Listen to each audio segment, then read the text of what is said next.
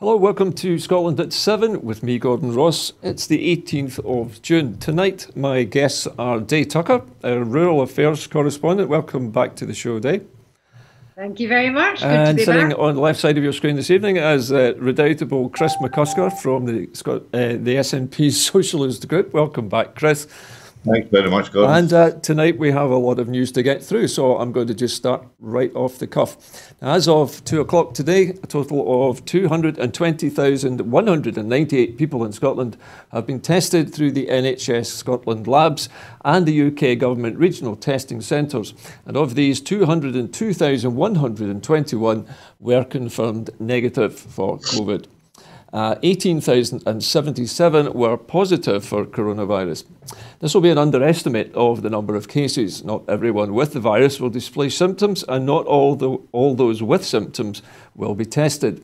Of the people who have tested positive, 547 were in hospital last night, 9 of whom were in intensive care, plus 11 more people in intensive care with suspected COVID-19. The number of patients in Scotland who have died from complications caused by the coronavirus COVID-19 infection has sadly risen now to 2,464. This number only includes those who have died in hospital having received a positive test for the virus. The latest UK figures available show that 42,288 patients who tested positive for COVID-19 have sadly died from their illness, an increase of 135. This number refers to deaths in all settings and not just hospitals. And now to the main news. Further changes to the lockdown restrictions in Scotland have been announced today, Thursday the 18th of June, by the First Minister, Nicola Sturgeon. Those shielding are now able to go outdoors for exercise from today. From tomorrow, Friday the 19th of June, those shielding can take part in non-contact outdoor activities and can meet one other household in groups of no more than 8 outdoors. Physical distancing and strict hygiene measures must be followed, even if you live with those people. From tomorrow, anyone living alone or only with children under 18 can form an extended household group with one other household. This does not apply to households with people who are shielding. Extended household groups can meet indoors with overnight stays permitted and without physical distancing. But any other household meetings must be strictly outdoors and at 2-metre distance. Members of an extended household group should not form a similar arrangement with any other household. From Monday the 29th of June, some indoor workplaces can reopen, including factories, laboratories, warehouses, and subject to strict physical distancing, hygiene and health and safety guidance. But non-essential offices and call centres should remain closed. All retail premises with outdoor entrances and exits can also reopen from the 29th of June.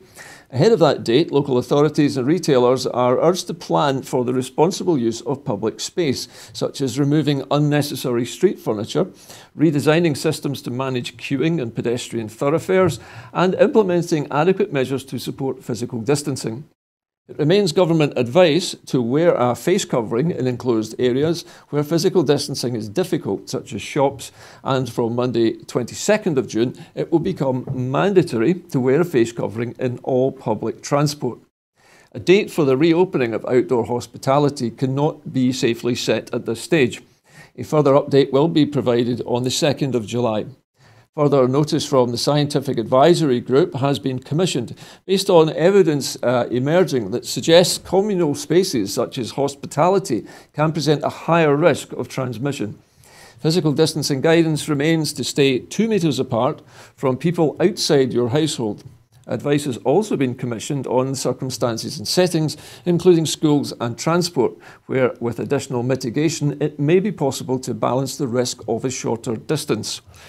So, to begin with, I think, ladies first this evening. What's your response to these changes? There's quite a lot of them, but what out of this list seems to stand out for you, do you think? For me, it's probably being able to mix with one other household and to have somebody that's allowed to come into the house as long as you're, appropriately, what's the word, in the bubble. because it means that I will be able to see my daughter, who I haven't seen since, or at least well before the lockdown, because she was in France staying with her sister. And she only just got back into the country before the lockdown started. So I'm really looking forward to that. She is very, very wary. She could perhaps have come because she was an essential worker, but she decided she couldn't come and help out with the lambing because her job is at the Queen Elizabeth and she's been working in the COVID ward, so she didn't want to take any risks, and she's still very scared about coming. But I'm quite sure she'll be appropriately kitted out. Okay, Dave, that's a very good answer, because I think a number of people I've spoken to when I heard this news said almost exactly the same thing. The thing that people have been missing the most is their ability to talk to their relatives face to face and have them stay over. Chris, what for you stood out in this list? Anything different from what Des highlighted? Well, not really. I'm looking forward to hopefully giving my ex-wife a bit of respite, maybe be able to take my daughter overnight. You know, that I think the majority of the country have been looking forward to that. It's also notable as well. I was looking forward to the relaxation for you know on a whole for the shielding community. My cousin has got COPD, and she's not been able to go out. You know, liberally, shall we say? So was she shielding, Chris? So what was she shielding? Because she's got COPD. Yes, she was placed into the shielding community. So now she has got the ability to go out and partake in some outdoor activities again, walking, and be able maybe to go to the co-op or something like that. Just within our immediate location. So yeah, I noticed that's good for them. Okay, the shielding group itself, Chris, has got some specific advice, I think. Now, reading through some of the notes I had earlier on this, I noticed that outdoor activities were mentioned quite sort of prominently in the list. Let me just read through what those shielding are allowed to do. It says that those advised to shield will be able to take part in non-contact activities such as golf, angling and kayaking. Kayaking surprised me when I heard that one. And they're also allowed to meet members of another household outdoors up to a suggested maximum of 8 in the group, but they have to keep the physical distancing and they have to wash their hands for 20 seconds when they return home. So these, I think, important caveats that have been added there. But I just like the idea of people who're shielding going out kayaking. According to this, I'm just asking, someone's asking if we can do shopping. It does not specifically mention shopping, but what I would imagine is that if you're shielding, going into a crowded shop, even with distancing in place, is maybe not the best thing to be doing at this stage, and maybe just to follow the advice to the letter. So there is no specific thing, Chris, unfortunately, I'm afraid, about shopping. But if she wants to go kayaking, no problem at all, apparently. Yeah. I know for a fact, and the co-op, particularly where, well, not where I live, but where she lives, the co-op in Shawlands, I believe it opens at 7 o'clock in the morning for hospital workers, frontline services, and the vulnerable people in the community. So it is very, very quiet. So she can at least pop out for a pint of milk. Chris, there is nobody in the country who is following the full letter of the law. Chris, can I just mention something? Just so that with our viewers and you are clear, she cannot go to the shops because those shielding are still prevented from doing that. The advice is do not go indoors into some other building with other people. They mention that very specifically, that you must if you are engaging in activity, it must be outdoors and at 2 meters distance, and not to go indoors. A shop would I think classifies that. They haven't specifically mentioned that you can go shopping. Unfortunately, I think that's off the table just now. Yeah, no, that's absolutely fine, and I take that on board. But then again, I'm a socialist and a nonconformist, so. All the same, we want to be safe, Chris, and obviously you want your relatives to remain safe as well. Yeah, definitely. Of course you do. Yeah. The rest of the... At the end of the day, our mental health is obviously important as well. Yeah, it is important for her to meet other people, Chris. I think that's vital for her mental health as well. Now, going through some of the rest of the list is quite interesting because there's a series of staged releases happening in this phase 2, including single-person households, including single-parent households with children under the age of 18, being able to form what they call an extended household with another family. Now, when you mentioned to me, Dave, that the one thing that you missed the most of all was being able to see your daughter. Myself, I have a daughter who's in her 20s, and the one thing she missed the most was being able to visit her boyfriend who lives alone. And so she is delighted at this, I'm sure. And there must be millions of people across Scotland who are really pleased about this. Yes. So, Dave, I mean, there are other things on here which I think are worth bearing in mind as well. Let me put something else to you, Dave. The resumption of professional sport is apparently starting. Places of worship are to reopen for individual prayer and contemplation. This happening from Monday, the 22nd. Do you think that people really have been suffering from a lack of somewhere to contemplate, somewhere peaceful, like a church, a mosque, a synagogue, or wherever they need to worship? Is this something you feel is really important to people?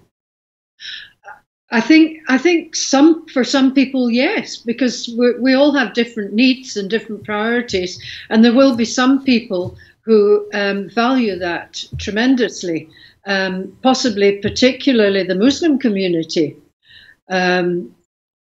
Whether the majority of people like me who don't even go to church, although I used to at times, whether we miss that and we get the same kind of peace and quiet simply by going for a walk or sitting beneath a tree and looking up into the branches. There's lots of different ways of getting peace and quiet and but also reflection. I would imagine also that places of worship, particularly if people attend regularly, become places where they build up a kind of extended family. Yes. People that they would normally be meeting on a regular basis, even at least once a week, are suddenly not there. They don't have those connections anymore. It must be something which would strain relationships, I'm sure. Very much so. And it's all down to individuals and how individuals think and communicate with each other and what they're used to and what they feel safe with. I don't know that we can generalise about it. Chris, I've got one other item here, Chris, from this list. When we mentioned sport earlier on, Chris, are you there? Yeah. Right, well, the idea of restarting professional sport. Watching the English football resumption last night, where one team was robbed and the other one got more royally stuffed. And I was looking forward to Arsenal getting the result, so that would help Liverpool thing a wee bit easier. But it's a welcome introduction. Hardened sports fans like myself have been watching the Bundesliga. And the La Liga from Spain and stuff like that on their return. So we just need to get back to Scottish football getting back, and the gradual introduction of sport in general. You mentioned earlier on kayaking and golf and. These are individual sports, Chris. The MSP was looking forward to going for a game of croquet. Well, I was going to say, Chris, if I could just cut in there for a moment, Football is unusual, unusual in the sense that it's not an individual sport. It's a team game, but it also is a very, very much a spectator sport. And how are the professional clubs, especially the smaller clubs, going to survive without a physical crowd there to pay the gate money? How are they going to manage that? Well, they're basically going to have to rely on the revenue that is given to them by the satellite companies such as Sky and BT Sport. Other companies are trying to diversify, and they're trying to sell their season tickets through their online television services, such as Celtic, Rangers, and Aberdeen have got their own football sites where they show games and where they show the second string in training and whatnot, what have you. So they are trying to diversify as much as they can in order to scrape through. But I think, on the whole, the footballing body, FIFA, have done a tremendous amount of work to try and facilitate football coming back in any such shape or form that it can at this moment in time. We've seen that if the ball goes across the line and stuff like that, there's somebody there to immediately spray it with sanitizer and wipe it down and stuff like that. Again, I'm thinking, Chris, do you think that players get injured and the medical staff coming on were wearing face masks and all the rest of it? Right. So, Chris, I'd like to move on a little bit further on this. That there are a number of phases, as I've said, and they begin on tomorrow on the 19th, as I've said, and then from Monday, what we've been talking about here, the resumption of professional sport, places of worship open, and then limited college and university staff return for essential preparations for reopening in phase 3. So they must now be thinking that it's time, for further and higher education institutes to reopen, or at least to get ready to do so, and to figure out how to do that safely. Yeah, they need to be very careful here, because the UK government are taking an absolute pounding from the teaching unions down south regarding this. We are hearing anecdotal evidence of the fact that teachers themselves are having to clean the classrooms, because classrooms are now multi-purpose. Chris, are you talking about further education colleges here, or are we talking about schools? Yeah, no, I'm talking about any educational establishment. So, I wouldn't be comfortable in sending my daughter to South Lanarkshire College if I wasn't 100% sure that the highest level of hygiene was being observed. Okay. Now, there's another interesting thing here, which is that mandatory face coverings on public transport will come into force on Monday the 22nd. Now, I would imagine, I don't know about you, but if you sit on a bus, even before COVID-19 came along, even before we had this virus, when people start coughing and sneezing, you instinctively move away, don't you? Yes, very much so. How important are the face coverings, do you think? Are they vital, or should it just be the bus driver? According to this, they're going to be mandatory for everyone. It should be. I think they should have been mandatory some time ago. Yep. In other countries, they've been mandatory, but we've been very slow to take it up. Even our Scottish government have been slow to say that it's mandatory just on the buses. It should be mandatory in the supermarkets as well. Well, it's advised, I think. I was one of very, very few people in my local co-op when I first went in with a I have to say that they have noticed, anecdotally anyway, that fewer people are wearing face masks when they're shopping. Chris, if I could come to you just briefly on this business of face masks, will this impact on your own industry, on the aviation side, do you think? Will face masks be worn on aeroplanes? Of course it will. We've already seen that there's advice coming out at this moment in time for passengers to be prepared to wear face masks on aircraft, regardless of whether it's a 1 hour flight or a 4 hour flight or a 9 hour flight. And as well as that, all staff will have to be issued with the correct PPE as well. Right. It was also notable today that the First Minister was at pains to point out that ScotRail have got a limited supply of face masks, which they were prepared to hand out to passengers who weren't prepared, in inverted commas. Right. And I believe that has been driven by the RMT trade union, Right. that you know, they have to safeguard their members, yeah, as well as the passengers. So I would like First Bus to follow that. I would also hope to see at Glasgow Airport that there is a provision that if someone does turn up without a face mask, that one will be given to them, and make sure that the safe reintroduction of flights, which is vital to the economy, you know, is adhered to as much as possible going forward. Chris, I've one further question for you on the measures being introduced in aviation. And that was, you've answered the question very well about the use of face masks. But what about physical distancing inside an aircraft? The seats are, generally speaking, quite close together. For economic reasons, they need to put as many passengers in a plane as they can comfortably manage. Yeah. Is there a way to physically distance people in an airplane? There is, you know, and if you're not a capitalist operator, you know, the seats, and I don't want to alarm anyone, but excuse me, the seats are actually adjustable.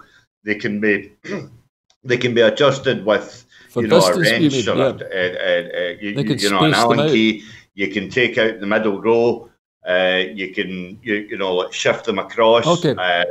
You know, anything is possible. With aircraft, you know, I mean, Christ, you know, we could spend £1 million to paint one red, white, and blue. Surely to God, we can move the bloody seats. Okay, listen, Chris, I'm going to stop us on this subject for a moment. Move on to our next story, and that is that the UK government. Could I very quickly say, could we please talk about face coverings? Face coverings, rather than face masks. Everybody can have access to a face covering. They can find something, even if it's an old tea towel, to put over their I've noticed people wearing scarves today as well, you know, over their faces. Personal responsibility, and not rely on other people supplying us with everything. Maybe if people regarded a face covering as a little bit like a reusable carrier bag that they would take to a shop, yes, and look at it that way, that they must have it with them when they go. Yeah. Okay, there I've just been reminded, actually, there's even more here than I haven't covered. And from Monday the 29th of June, indoor non-office workplaces, including factories, warehouses and labs, can resume once the relevant guidance is implemented. It doesn't include non-essential office, call centre, culture, leisure or hospitality premises. So I think the limiting that very much at the moment, for reasons I'm sure are to do with safety. Interestingly, I think from a number of people have asked me personally about this, the restrictions on moving house are being relaxed. Now, I think that if you were in the process of wanting to move house and the COVID-19 had just shut you down at the point where you're about to to do a deal for your dream home, it would be a disaster for most people, wouldn't it? Yes. Mm-hmm. So to have this relaxed is going to open the housing market back up as well. And do you think this is going to maybe help kickstart the economy a bit more? Yes, I do think so. And I think the thing is that estate agents have been way ahead of the game for quite some time in that they do virtual tours of houses that are for sale. Of course, so you can sell your house that way. And then you just limit the number of people that you see at any one time. Excellent. Chris, another one here that's come to my attention towards the end of this list, and that is that public gardens and zoos can reopen but should remain limited to local access in this phase. Now, I'm guessing this is local parks, local gardens, public facilities, presumably within this 5 mile radius. Is that your understanding of this as well? Yeah, that's entirely correct. So I will look forward to be able to take my daughter to Calder Park Zoo in East Kilbride, because that's under 5 miles, but I won't be able to take her to Edinburgh Zoo. Okay. Obviously that's over the 5 mile limit. So it's welcome news for zoos and local parks, as well as public gardens, and that'll hopefully put a smile on Neil Oliver's face. Okay, well, a couple more. Abused like so much else is being abused. I mean, we've got a local place here called the Devil's Pulpit. Yes, I know it. And it's been flooded with people, day after day after day. Just because it's a beauty spot that they can get to by the car. Miles around. They're coming up from England. Are they? Yes, it's shocking. I was on a website today where this very keen young photographer had a wonderful website extolling all the virtues and how to get to it. And here was a car park and there was a car park. There's no car parks there at all. And nobody has been killed on the road. I do not know. Goodness me. We've got a couple more items to go on this list. I think these are interesting because these are things which put the fun back into life a little bit. And those are outdoor sports courts are to reopen, playgrounds can reopen, and registration offices can open for priority tasks. I would imagine that's like getting married or registering a death. The idea of not being able to do sports and not being able to have fun, especially for children, must be extremely hard. I mean, Chris, you and I, in fact, Dave, we've all got children who are older now, but can't imagine trying to entertain children who are not allowed to go to the local play park. No. Well, people in rural areas, it's a lot easier because you've got it right on your doorstep. Yeah. But people living in town, that's why you have parks, to give people who live in urban and suburban areas access to open space. Yeah. So it's not something I've experienced ever in my lifetime, but I can imagine what it must be like if you're living in town. Well, so it's all good news. I mean, we can move house, we can go to the park, we can play sports, our children can go to playgrounds again, and we can get married or register deaths and births again.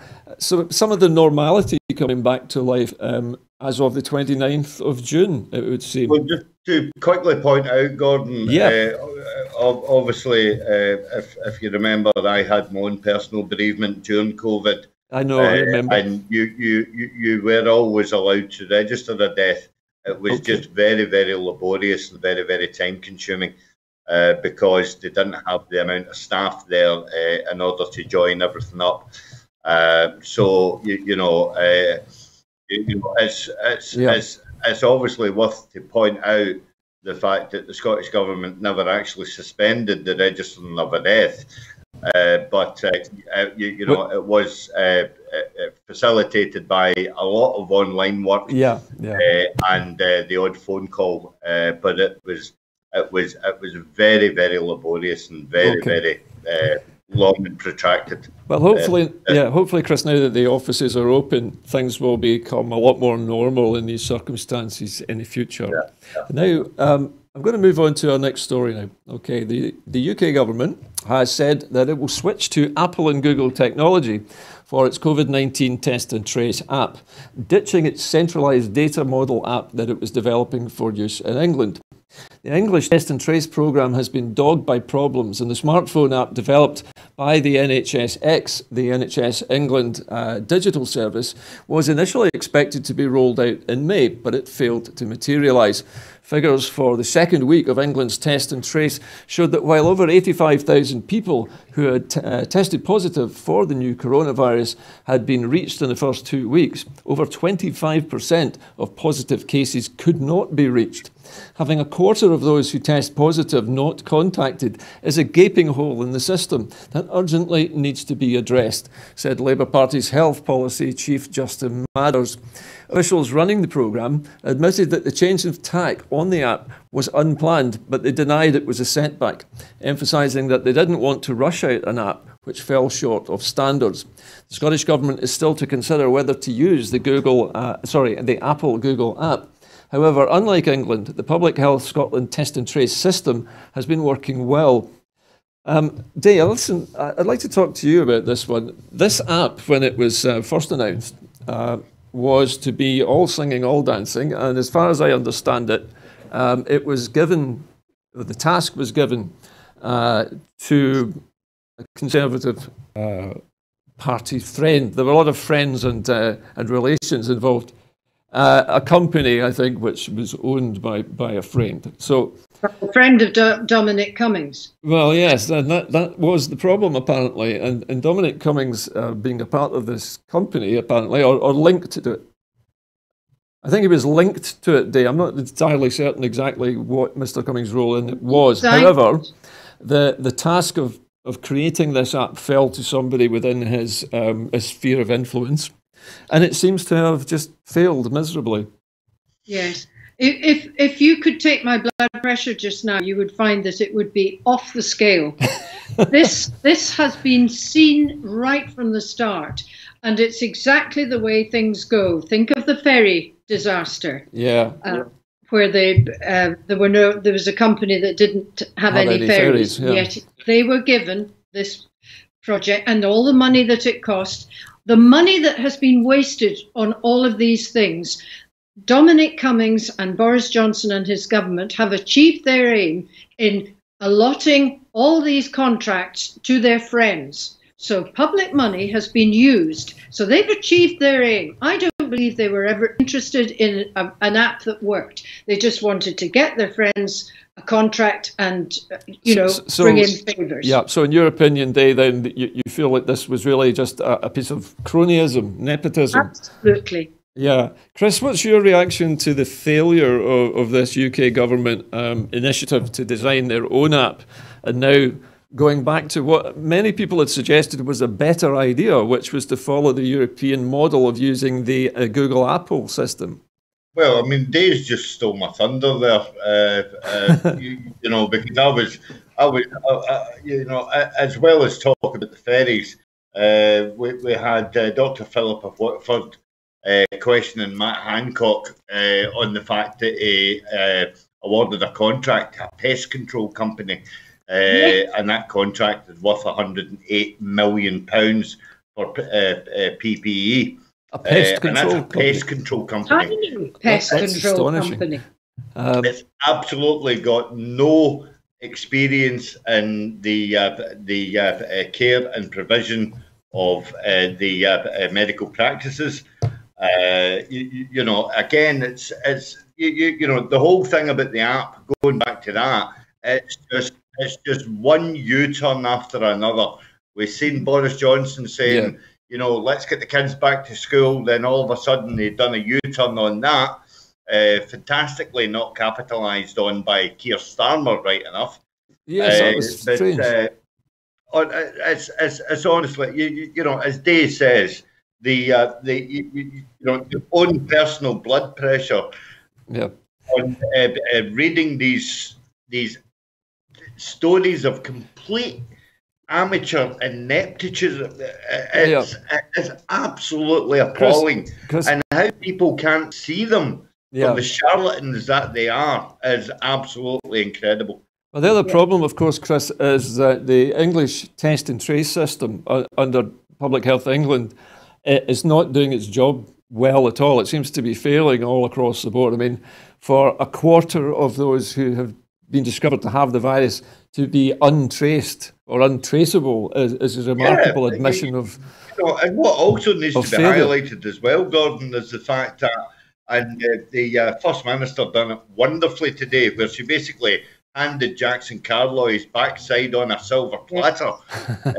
The fact that he trumps anything that that comes out of the UK government, whether it's successful or not, and then keeps his mouth shut about our own track and trace system and our own personal successes within COVID-19. And it's absolute. It's not good enough.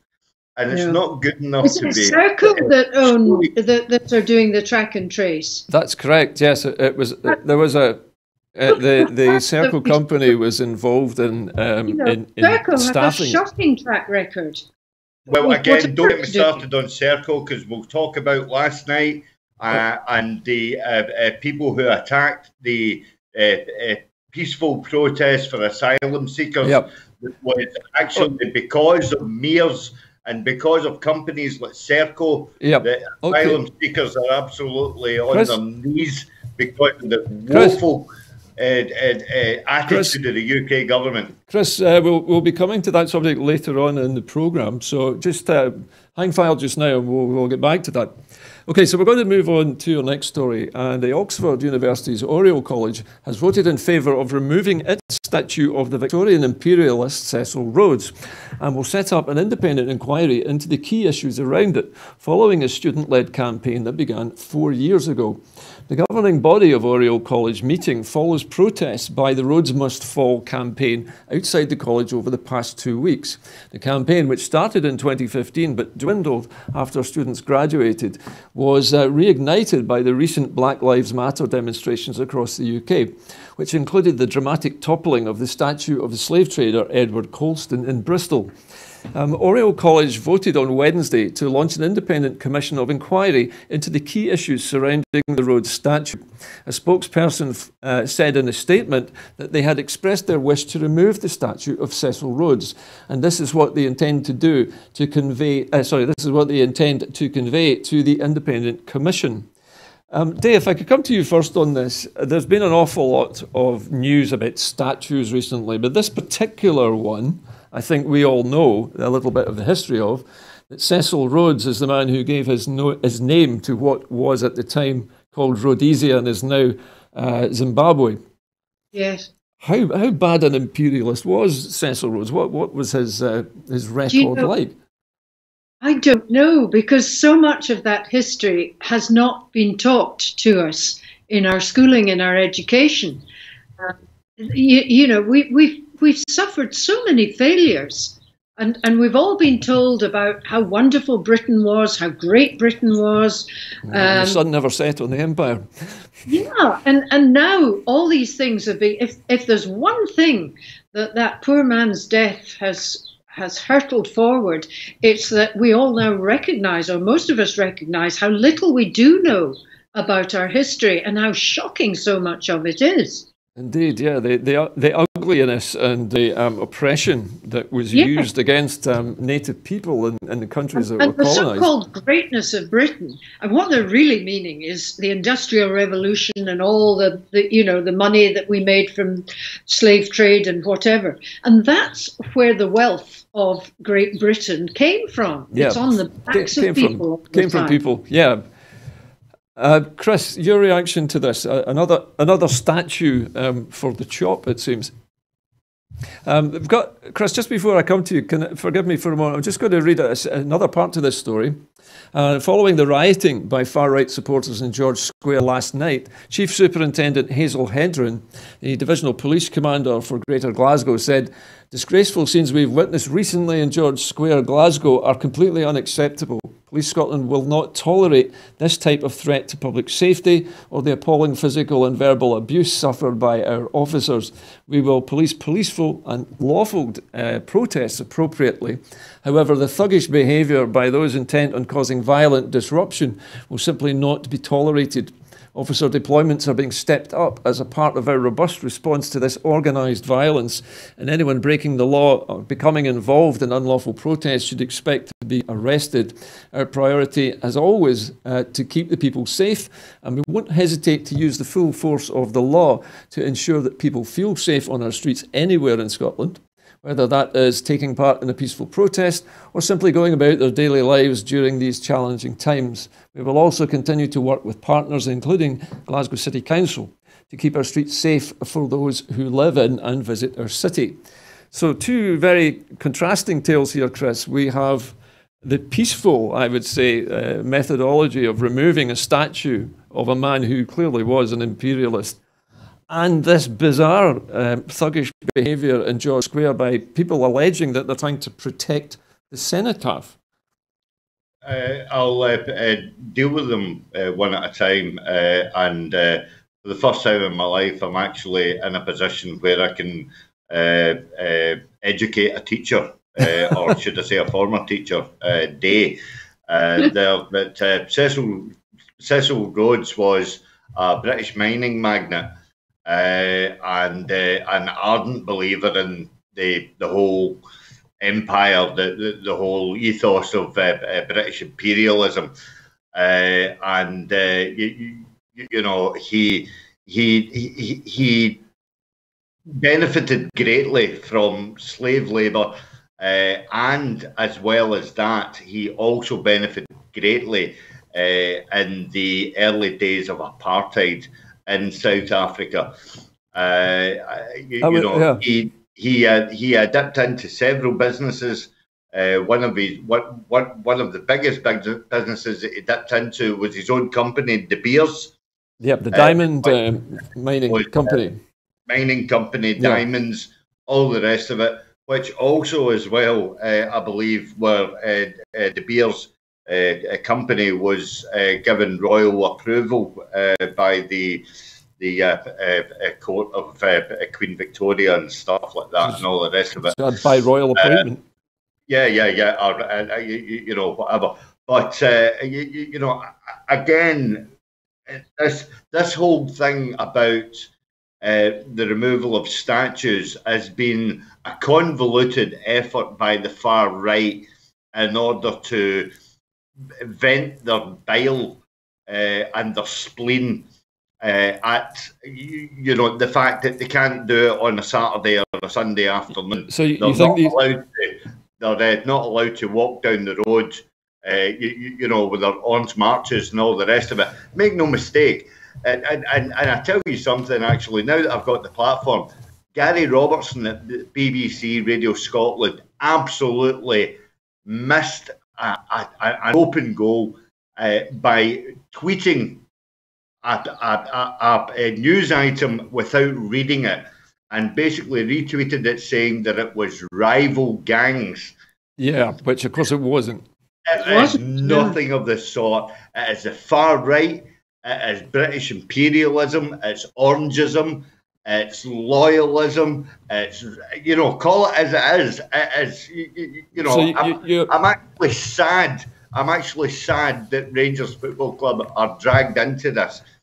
Well, I don't think Rangers Football Club itself has anything to do with it, but I understand what you're saying. They have that association with loyalism and orangism, and fair enough, you know, but it must be a millstone around their neck. I can understand your point, Chris. I think perhaps, as you say, with the lack of football and the lack of anywhere for all of this frustrated British imperialist hatred to go somewhere, they seem to have used the whole statue thing as a platform to kind of play victim, as though they were trying to protect statues from an imaginary enemy. Yes, and it's aided and abetted by the British media. It's also aided and abetted by the British government, who use their war rhetoric, who use, you know, their imperialistic rhetoric in order to garner support and dig for victory and all that mince. You know, and it's time that the Tory party, particularly the Scottish Tory party, they need to speak up about this, and they need to take ownership of something that they manufactured and they nurtured. Yes. You know, again, Nicola, in her handing Jackson Carloy's backside on a plate this morning, and highlighting the fact that he is also complicit in the outrageous use of social media that him and his MSPs you know, do on a regular basis. I'm talking about Professor Tompkins and Murdo Fraser with his references to the Queen's 11. Yes, there's a lot of sectarian dog whistling. Chris, exactly. and Dave, we're going to move on. We're going to move on, Chris. Now, I'm sorry, Chris, I have to stop you there. We've got to move on to our next story. I know that's important, but we need to move on.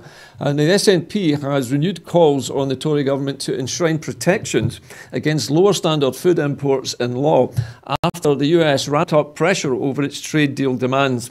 Dave Duggan MP has warned that Scotland's thriving food and drink industry is under threat from a Tory-Trump Frankenfood trade deal, following comments by US Trade Representative Robert Lighthizer on areas of American agriculture, the United States. This administration is not going to compromise, he said. We either have fair access for agriculture or we don't have a deal. The SNP Agriculture and Rural Affairs spokesman said the Tory government must put into law its previous commitments to prevent chlorine chicken, hormone beef and other lower standard imports from flooding the Scottish and UK markets. The SNP has tabled amendments to the UK trade bill which would protect standards on imported goods and give the devolved administrations the right to reject trade deals. Scottish Tory MPs were widely condemned for voting against similar amendments to the agriculture bill. Research by Which magazine has revealed that 72% of people do not want products such as chlorine-washed chicken and hormone-fed beef to be allowed on sale in the UK at all. Now, Day, I know this is really right up your street. As a farmer yourself, fed up with it. You must be very fearful as well of what the Tory government is planning. Well, how long can one sustain fear? This has been going on since well before the Brexit vote. We all knew what it was going to be like, but it was a bit like where we warned that if the country voted for Brexit, we could well be dragged out of the European Union, and we were laughed at and told that we were scaremongering. This is exactly the same thing, and here it is. And of course, yeah, Day, surely it's also, I guess, a direct result of Brexit, because now that we're out of the European Union, we need another trading partner and a big one. And I would say, you know, that if the Tories are so desperate for a trade deal that they will lower the food standards to achieve it, there is surely one defence against this, Day, though, and that would be for all Scottish people to reject American import foods and not buy it. Well, can they do that? Can they make a law that will override? No, but what I'm saying is that consumers are free to choose, Dave. Oh, no, I don't think that works. You think that people will choose the cheapest meat? The supermarket. Do you think people will choose the cheapest imported meat over Scottish produce? Especially if they're really struggling and they're, you know, it's going to be worse, the austerity. So they're probably looking at a future with even less money to spend on food. Okay, Day, sorry, thank you for that, Day. I'm going to cut you off a little bit as well. We're running low on time. Chris, very briefly, what's your response to this current news, the demands of the American trade delegates? A very short response, Gordon, because I know you're pressed for time, but you know, it is a word of warning. And I have to jump to another story which involves two of the biggest chicken processing factories in the UK, who have actually got 100 workers suffering from COVID-19. Yes, now, this is a plant in Wales. If the health and safety practices are preventing, are not preventing COVID-19, God help us all, because the health and safety practices within the American abattoirs are absolutely non-existent. Okay. So I would advise everyone to steer clear of US chicken. Okay, well, thank you for being brief, Chris. Day, you have something more to add? Yes, local food. Let's get local food hubs regenerating. They're already starting in the rural areas. And there is one thing of excitement that I read on Twitter from James Withers, who just had a meeting with Fergus Ewing. And he didn't tell us what it was about, but James was very upbeat and said that we had to watch this space. Okay. And this is all to do with Scotland Food and Drink. So I know he's the most incredible young man, James Withers, and he will come up with something. Let's hope so. Thank you for that. That's interesting. I would encourage all the viewers to have a look on social media for Keep the Brand Scotland, which is headed Keep up Scotland by the brand, Chris. Yes, friend Ruth Watson. Okay, Chris. Well, listen, we will do that. We will all do that. Keep Scotland the brand. Now, I'm going to return to America for our next story. And the US Supreme Court dealt President Donald Trump a major setback on his hard-line immigration policies today, blocking his bid to end a program that protects from deportation hundreds of thousands of immigrants, often called dreamers, who entered the United States illegally as children. The justices, on a 5-4 vote, upheld the lower court rulings that found that Donald Trump's 2017 move to rescind the Deferred Action for Childhood Arrivals, or DACA program, created in 2012 by his Democratic predecessor Obama, was unlawful. The Conservative Chief Justice John Roberts joined the court's 4 Liberals in finding that the administration's actions were arbitrary and capricious under federal law called the Administrative Procedure Act. The ruling means that roughly 649,000 immigrants, mostly young Hispanic adults born in Mexico and other Latin American countries and currently enrolled in the DACA program, will remain protected from deportation and eligible to obtain renewable 2-year work permits. The ruling does not prevent Trump from trying again to end the program, but his administration is unlikely to be able to end DACA before November the 3rd's election, in which Trump is seeking a second 4-year term in office. The ruling marks the second time this week that Roberts has ruled against Trump in a major case, following Monday's decision finding that the LGBTQ workers are protected under federal employment law. This story surprised me a little bit because I was vaguely aware of this idea of Obama's. I did not realize at the time just how many people it affected. They're talking 650,000 individuals who were children. They had no choice about when they migrated, and they didn't have papers, and there was nothing they could do about it. Trump's wanting to just kick them out. Isn't it? Sorry?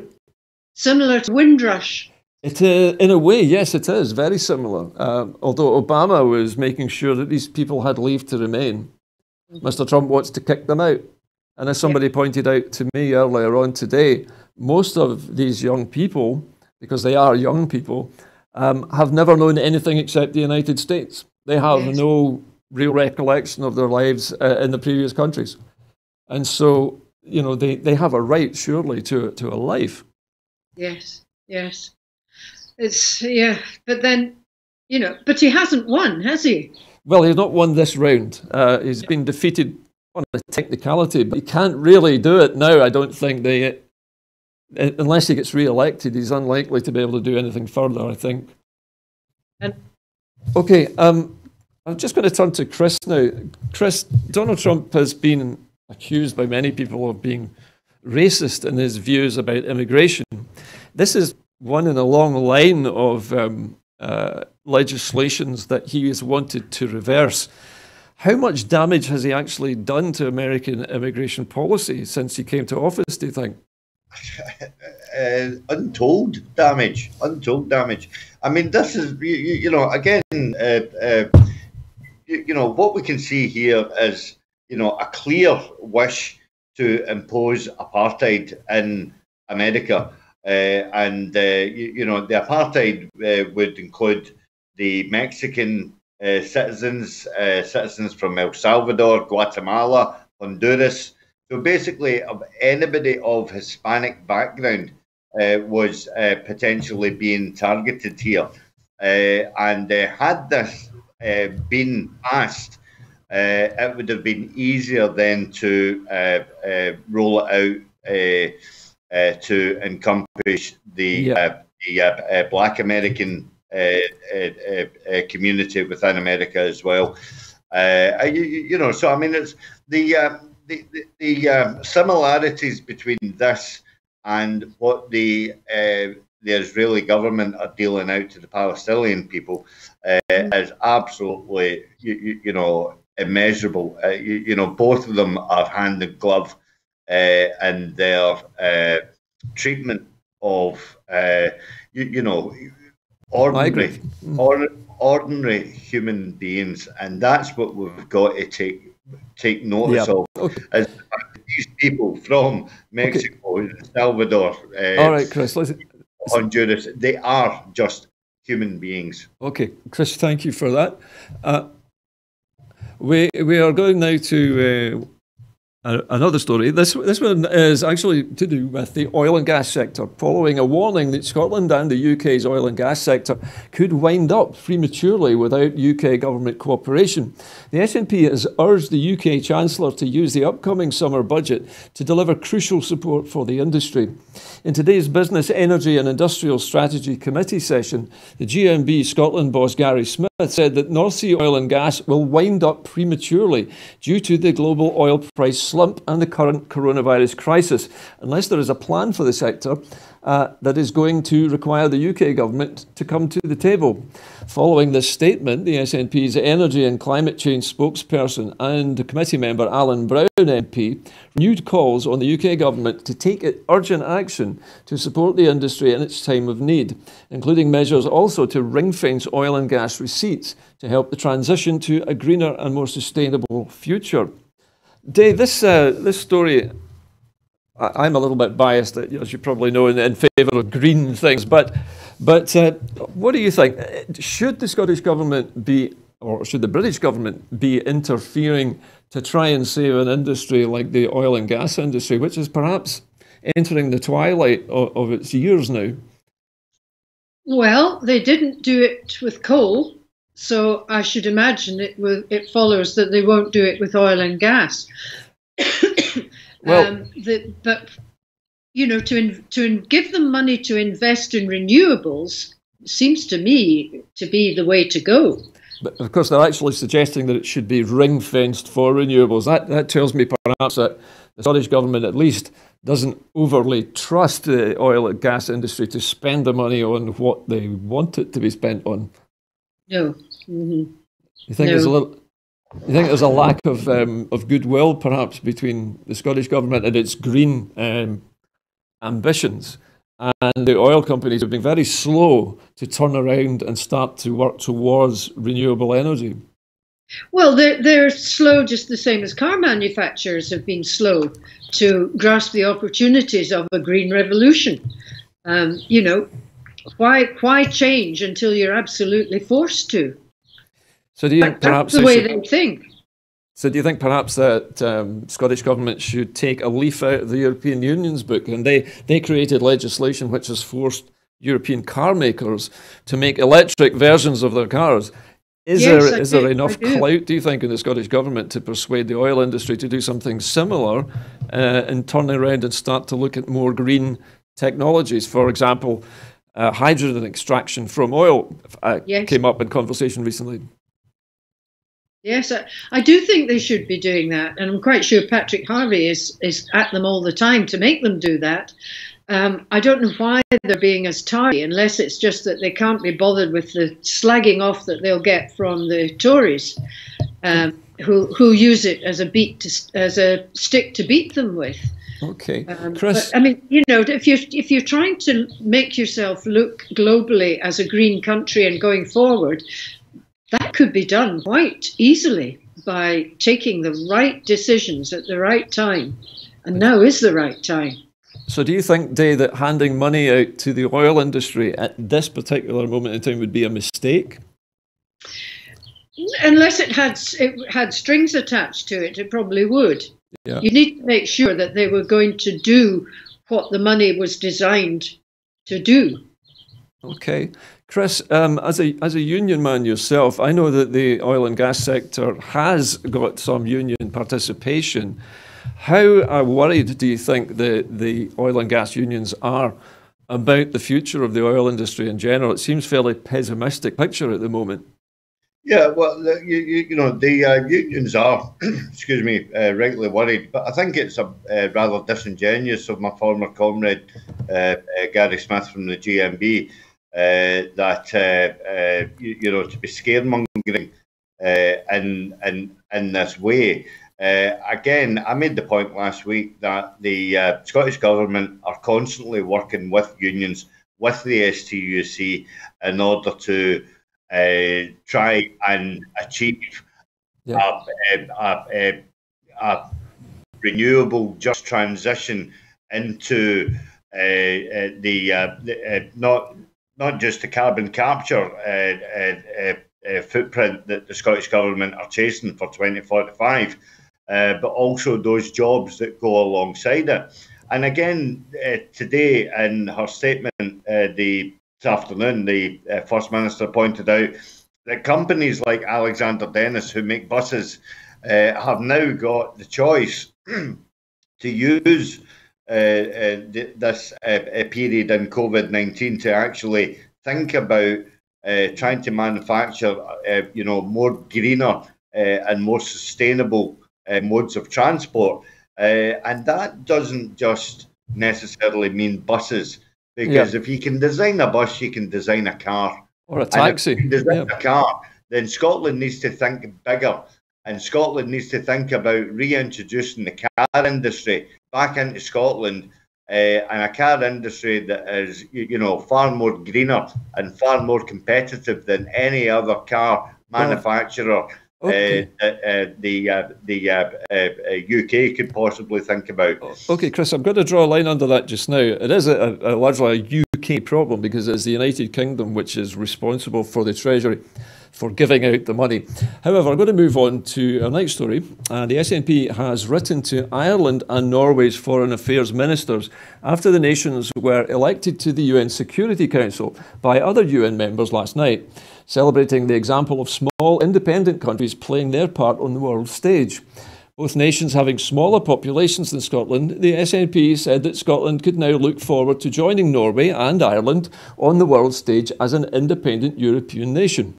The SNP MP Alan Smith, who has worked with both foreign ministers during his time as an MEP, said the focus on climate change, tackling poverty and promoting peace was an inspiration for nations across the world and a far cry from the insular Brexit Britain under Tory rule.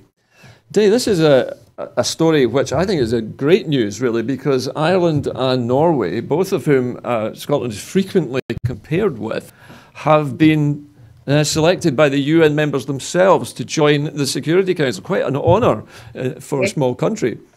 Yes, absolutely. No, it's wonderful, but we've always known that small countries have a lot more power than the people, the propagandists in Britain would have us believe. Those of us that know better and are more critical thinkers. So yes, I think it's wonderful. Okay, Chris, what's your opinion of this? That the Irish and Norwegians have both been accepted by the UN into the Security Council. Surely this is what would you say, a demonstration of faith in these countries and their ability as UN members? It is. It's a demonstration of faith, and Scotland should be green-eyed envious of the fact that two smaller nations have been given this auspicious offering. Again, in one of Nicola's, bottom handing, shall we say, she pointed out to Richard Leonard as well that Scotland, could have been, in Europe had it not been for the fact that Labour, are wedded to the Union and they back the UK government time after time over the Scottish government. They would much rather see the Tories in at the dispatch box rather than a Labour government. Again, it just highlights the fact that, everything that was said in 2014 is now starting to come back to roost. Yep. And it is going to bite them in the backside majorly, because this is going to get thrown up time and time again of the fact that, we could have done this, we could have done that, had not supported their country. Yeah, it's that if only we had done something kind of situation. Okay, on to our final story of this evening, running a little bit late, as you know.